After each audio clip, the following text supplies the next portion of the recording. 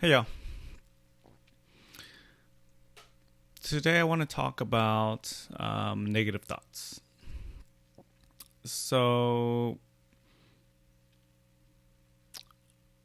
yesterday I had quite a few negative thoughts whirling around my head, and it was triggered by something that someone said. And it just kept going for probably 2 hours. And the whole time I was trying to figure out, okay, which identity is trying to defend itself from these negative thoughts that's just like automatically popping into my head. And I think a lot of people have this problem, right? And and then I realized a couple hours later that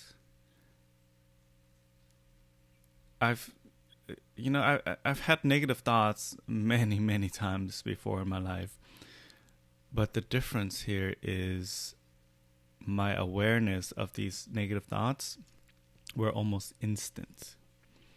Like I was having the negative thoughts, and as I was having them, I noticed I was having them, and at the same time, I'm wondering, okay, where is these negative thoughts coming from?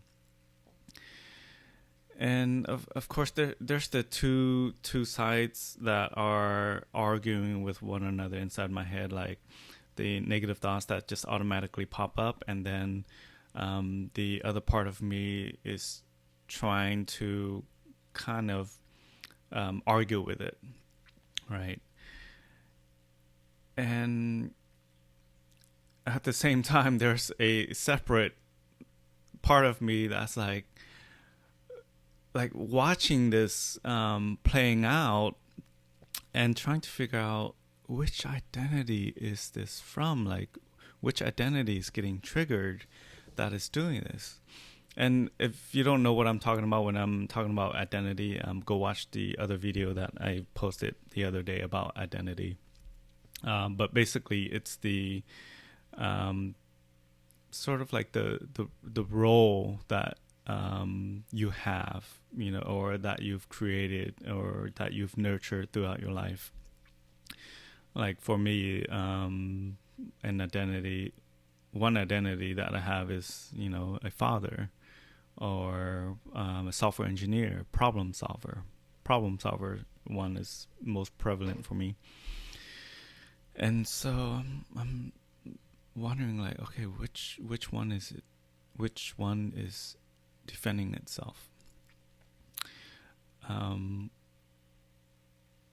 and which one is having of these negative emotions that's attached to these negative thoughts? I couldn't really figure it out.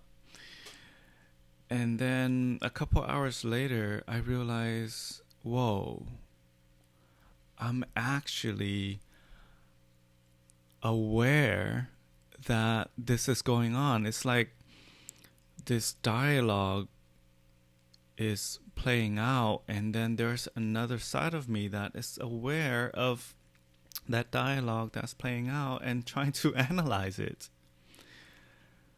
That to me never happened before. And then what I realized is, oh, it's because I've been practicing meditation a lot. That's why I'm able to do this. Because if you're a beginner at meditation, this is what happens. You will sit there and try to meditate, and then a thought will grab your attention, and then you'll drift away. And then maybe a few minutes or even 5-10 minutes later, depending on how heavy those thoughts are, you'll notice that you've drifted away, and then you'll bring yourself back. But I've gotten pretty far in my practice now that I'm able to be aware of the thoughts as they're happening. And this is important to do because once you're aware, in the same moment that you're doing these things, you're more easily able to stop doing it by paying attention to something else. And then, so now the thoughts don't have that much power over you anymore, because you're not subconsciously drifting away anymore. You're actually consciously watching it.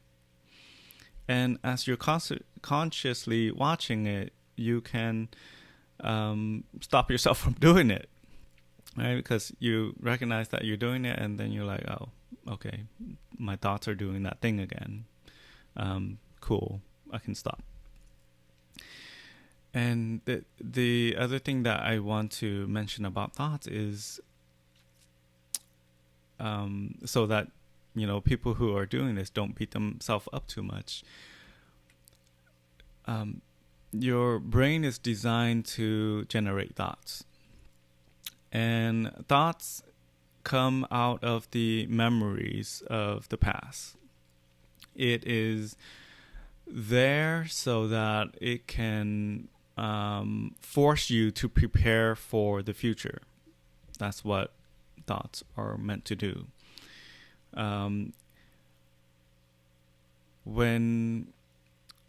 So thoughts come up because there are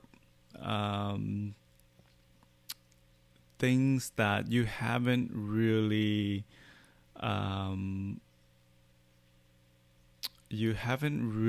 thought through of all the different scenarios that may happen, right? It's like a worry that comes up and forces you to think through all the scenarios so that you can prepare for the future. And so a lot of times you'll have the thought come up, and then you'll have a dialogue with it inside your head, like you're trying to reason it out. And if you successfully reason out, you know, all the different scenarios, then you won't have that worry anymore, because it's sort of like you've figured out all the issues that might happen, and you've relieved yourself from it. But if you lose, then the state of your body will now be in a state of worry. And your mind and body is designed to do that is because if you haven't figured something out, your brain thinks that it's very important, that, you know, you might die if you don't figure it out. So it forces your body to be in the state of worry so that you can remember to maybe figure this out later when you have time. Or maybe even if you don't have time, while you're playing with your kids or something, that worry is still there, the feeling is still there, so it's going to force your mind again to think about the thing that you're worried about, and then you will drift out into your thoughts and you reason with it. So the cycle just keeps going until you figure out how to break away from it. So, like I said, your brain and your body, that's what it's designed to do. It generates thoughts, generates emotions so that it can prepare your body. Another example of that is this. If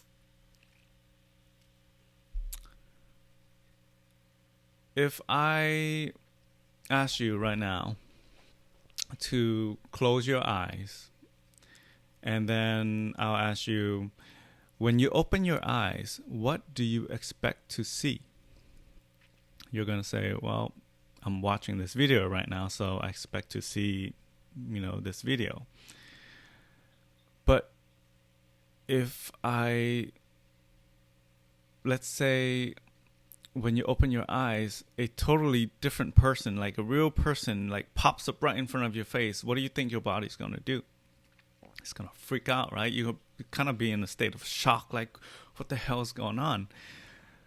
So that is your brain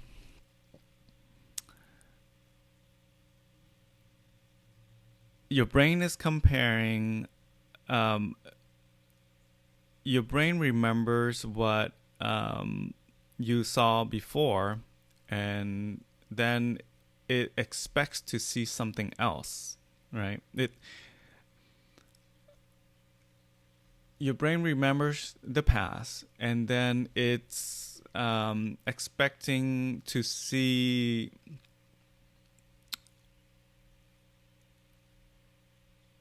a similar thing, let's say, in the future. And if it sees the same thing, then your state of body is going to be, calm, same, or it's going to be the same state. But if you see something totally different, not what you expect, then it's going to force your body state to change. And it might be shock, it might be fear, depending on what you see. So your mind and body is working together to prepare yourself for life, and so this is what it does. So, like I said, your mind is there to generate thoughts.